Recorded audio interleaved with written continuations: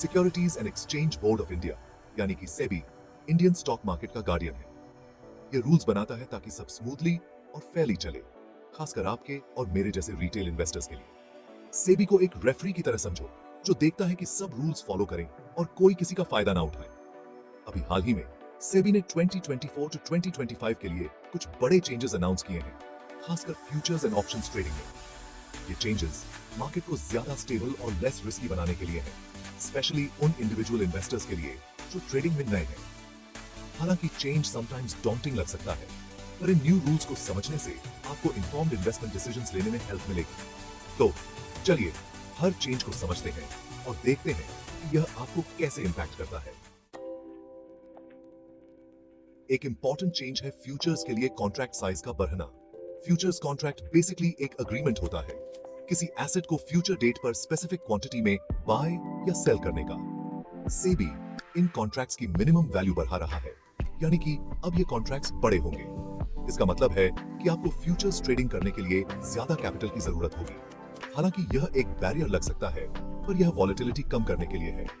बड़े कॉन्ट्रैक्ट्स ज्यादा serious players को अट्रैक्ट करते हैं और स्पेकुलेटिव ट्रेडिंग के इंपैक्ट को कम करते हैं, जिससे प्राइसेस में बहुत ज्यादा उतार चढ़ाव नहीं होता।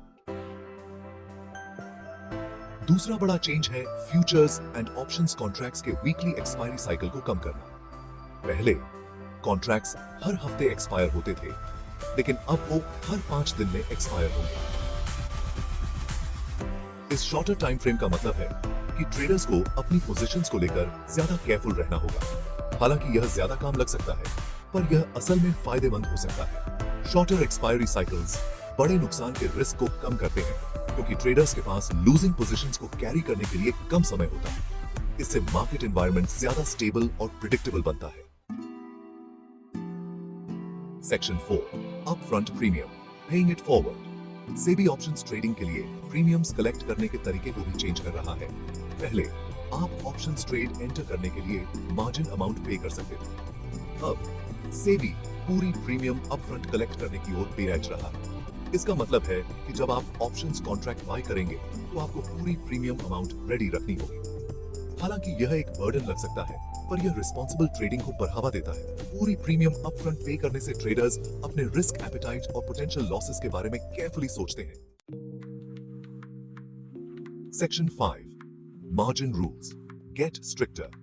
मार्जिन्स बेसिकली सिक्योरिटी डिपॉजिट्स होते हैं जो आपको फ्यूचर्स एंड ऑप्शंस ट्रेडिंग करते समय मेंटेन करने होते हैं। सेबी मार्जिन रिक्वायरमेंट्स को और स्ट्रिक्ट बना रहा है, यानी कि अब आपको ट्रेड करने के लिए ज्यादा कैपिटल लगाना होगा।